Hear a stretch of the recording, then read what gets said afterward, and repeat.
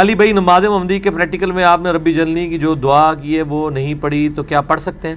میرے بھائی نماز محمدی صلی اللہ علیہ وآلہ وسلم پہ 70A میرا 3 گھنٹے کا لیکچر ہے، تھیوری پہلے، اس کے بعد 40 منٹ کا پریکٹیکل ہے.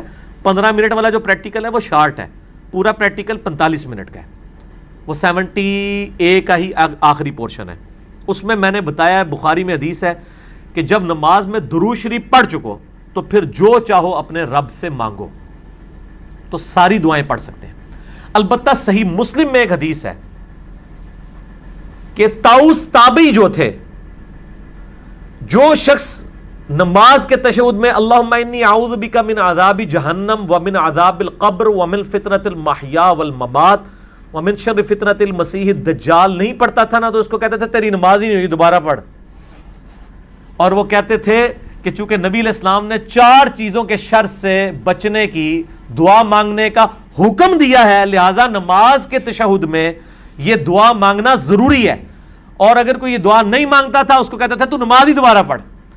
تو یہ بڑا سخت مسئلہ ہے، تابعین کے نزدیک یہ بڑی اس کی امپورٹنس ہے. اس لیے میں نے یہ بتائی ہے آپ کو روایت صحیح مسلم کی، تاکہ آپ یہ دعا یاد کریں، کیونکہ بخاری و مسلم دونوں میں ہے کہ نبی علیہ السلام نماز کے تشہد میں 4 چیزوں کے شر سے اللہ کی پناہ مانگتے اور ہمیں بھی حکم دیتے.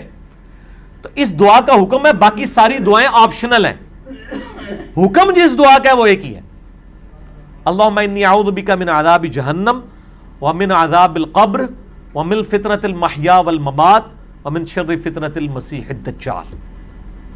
اے اللہ میں عذاب جہنم سے، عذاب قبر سے، زندگی اور موت کے فتنے سے اور مسیح دجال کے فتنے سے تیری پناہ مانگتا ہوں. تو یہ دعا آپ یاد کریں. نماز محمدی صلی اللہ علیہ وآلہ وسلم کی جو اوپر میرا ریسرچ پیپر نمبر 8 میں نے یہ دعائیں لکھی بھی ہوئی ہیں. اس کے علاوہ دعا اللہم ربنا آتنا فی الدنیا حسنہ وفی الآخرۃ حسنہ وقنا عذاب النار پڑھیں. حضرت ابوبکر صدیق کو صحیح بخاری میں آتا ہے نبی علیہ السلام نے اسپیشل دعا سکھائی تھی تشہد میں پڑھنے کے لیے، اللہم انی ظلمت نفسی ظلما کثیرا ولا یغفر الذنوب الا انت فاغفر لی مغفرۃ من عندک وارحمنی انک انت الغفور الرحیم.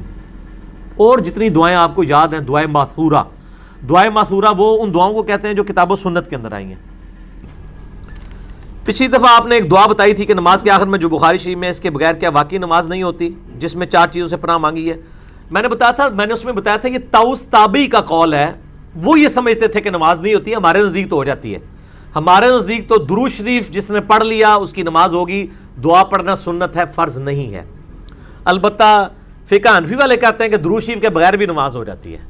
ہماری تو نہ نماز ہوتی ہے درود شریف کے بغیر، نہ نماز جنازہ ہوتا ہے اور نہ نماز وطر ہوتی ہے. ہم تو تینوں میں پڑھتے ہیں، سنت سے ثابت ہے. وہ 4 چیزیں وہی اللہم انی اعوذ بک من عذاب جہنم ومن عذاب القبر ومن فتنۃ المحیا والممات ومن شر فتنۃ المسیح الدجال. طاؤس تابعی کا میں نے قول بتایا تھا کہ وہ یہ سمجھتے تھے، یہ ان کی ذاتی رائے ہے، ظاہر ہے وہ حدیث نہیں ہے، ان کی ذاتی رائے ہے.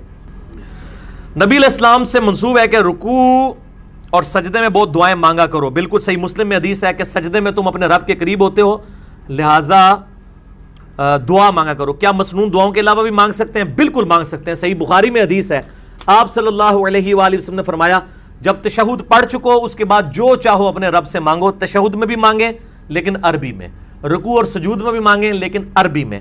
اور میرے ایک کلپ ہے کہ سب سے بہترین دعا کیا ہے صحیح بخاری اور مسلم سے، اللہم ربنا آتنا فی الدنیا حسنہ وفی الآخرۃ حسنۃ وقنا عذاب النار. اے اللہ ہمیں اس دنیا میں بھلائیاں عطا فرما اور آخرت کی بھلائیاں بھی عطا فرما، اور آخرت کی سب سے بڑی بھلائی عطا فرما وقنا عذاب النار، ہمیں دوزخ کے عذاب سے بچا لے.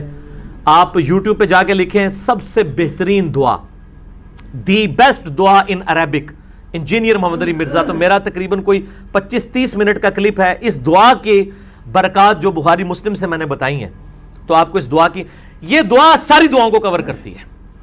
یہ دعا بے روزگاری کو کور کرتی ہے، بے اولادی کو کور کرتی ہے، بے برکتی کو کور کرتی ہے، اور جتنے ایشوز ہیں سب کو یہ دعا. اے اللہ دنیا میں بھلائیاں اور آخرت میں بھلائیاں. ٹھیک ہے صحیح ہو گیا. کیا تشہد میں سورۃ الفلق اور سورۃ الناس پڑھ سکتے ہیں؟ سورۃ الفلق اور سورۃ الناس دعا کی حیثیت سے تو پڑھ سکتے ہیں، کیوں نہیں پڑھیں؟ بالکل پڑھیں. صحیح ٹھیک ہے. وہ یہ سوال ہی لکھے نا، پڑھتے بھی آئے کہ نہیں؟ تھوڑا سا علی بھائی تھوڑا سا ہٹ کے سوال ہے، جیڑی ہے وہ اتنی لمبی ہو، پہلے وہ تو پڑھو. کیا 2 سجدوں کے درمیان 2 سے زیادہ دفعہ رب اغفر لی کہہ سکتے ہیں؟ بالکل کہہ سکتے ہیں.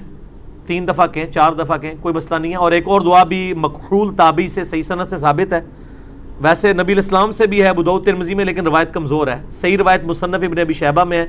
مکحول تابعی رحمہ اللہ تعالیٰ 2 سجدوں کے درمیان پڑھتے تھے اللہم اغفر لی وارحمنی واہدنی وعافنی وارزقنی, یہ بھی پڑھ سکتے ہیں. کیا قرآن میں آنے والی تمام رب سے شروع ہونے والی دعائیں نماز کے آخر میں پڑھ سکتے ہیں؟ پڑھنی چاہیے. صحیح بخاری میں حدیث ہے جب نماز میں تشہد میں درود شریف پڑھ چکو پھر اپنے رب سے جو چاہے ہو مانگو. وہ ساری دعائیں چاہے قرآنی ہوں غیر قرآنی ہوں, عربی میں دعائیں جن کے معنی درست ہوں وہ آپ پڑھ سکتے ہیں. جتنی مرضی دعائیں پڑھیں, کوئی حرج نہیں.